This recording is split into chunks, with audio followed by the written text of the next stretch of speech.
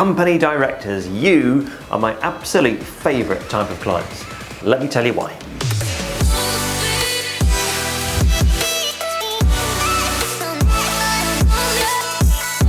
Hey everyone, welcome back to the channel. My name is Adam, I'm an expert mortgage broker.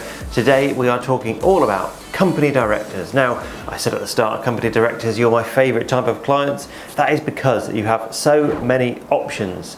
Now, with so many options also comes so many questions and so many complications, but it's worth it in the end, I promise. So I'm going to talk you through all the different options you've got, the different lenders that do the different things, and then at the end of the video you're going to know exactly what the best plan for you is. Now, as always, please give us a thumbs up, subscribe to the channel, there's loads more content like this on the way. If you have anything that you want to know that I haven't answered, drop me a comment and I'll answer it next time. Okay, so you own your own company, you're a director, shareholder, maybe it's just you, or maybe it's you and a partner, or another partner maybe. But either way, you have a few options to consider. Lenders do different things with your income. Now, most lenders, not all high street lenders, but most lenders and most people kind of know the first option, and it's the simple one, it's a straightforward one.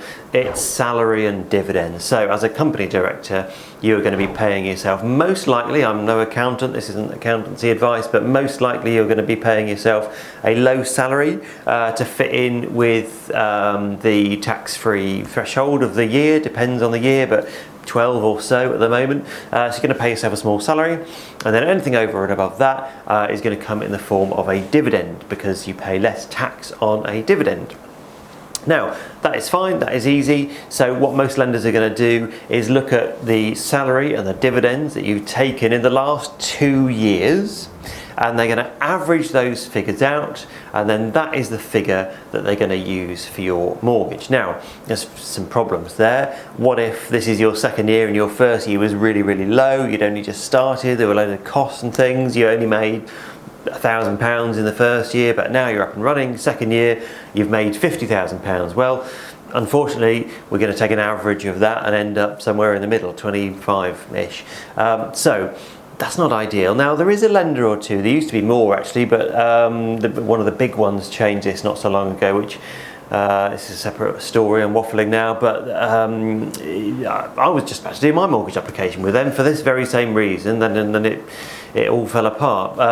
But they changed the criteria, so now they're averaging the last two, but there are still the odd lender that just takes the latest year. So if you've had a really low year and then a high year, that is going to be the lender for you. So there is a couple of options for that still, but not many. Okay, so salary and dividends, that's fairly easy.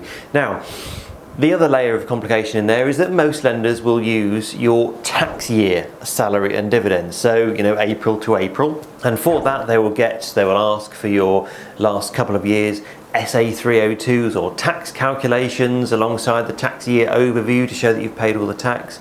So they're figures you can download from HMRC or just ask your accountant for. So that's fairly easy. That's the tax year, salary and dividends, and then again average the last two normally. But there is the odd lender that will want your salary and dividend figures for your trading year. Now, sometimes that will still be April to April, but very rarely. I mean, ours is January to December. It's a calendar year. It's just when we set up the company originally. So a lot of people are like that, or, you know, June, July, whenever your trading year ends, they will look at your salary and your dividend for that period. Now, your SA 302s won't show the right figure there because that's your tax year, and your tax year and your trading year are different, and sometimes the income for those periods differs slightly. It's usually going to be similar, but it can differ slightly. So they will normally ask for an accountant's reference. So those lenders that use your trading year will ask for an accountant's reference. Now, they're still going to average the last two. That lender I talked about a minute ago that used to take the latest year, they're looking at your trading year and not your tax year.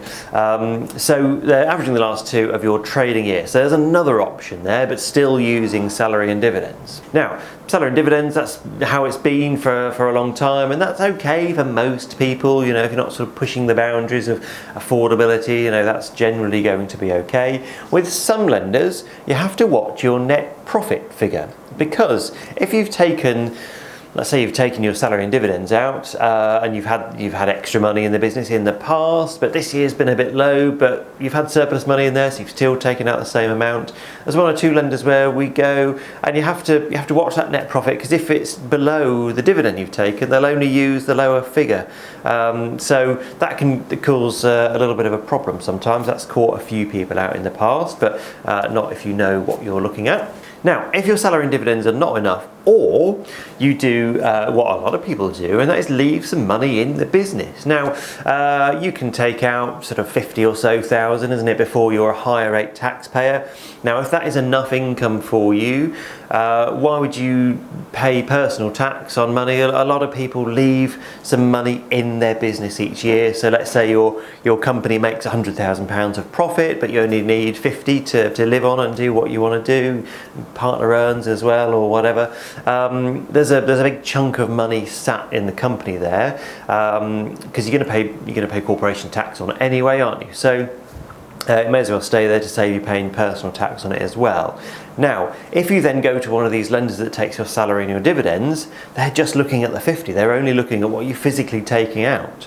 So we need to go to a different lender, and there are a few to choose from, again, on the high street, that will look at your profit. So this is how to maximise the amount you can borrow as a company director, by looking at your profit. So the lenders I'm talking about will look at your salary alongside your net profit from your business. So let's go back to that example. Your net profit was 100,000, but you only took 50. So lenders there are going to look at your salary and dividends at 50, or this lender is going to look at your salary plus your share of the profit, which was 100. So that's a much bigger figure. Now that's quite a big gap there in that example. You know, you might leave £5,000 or £10,000 in there.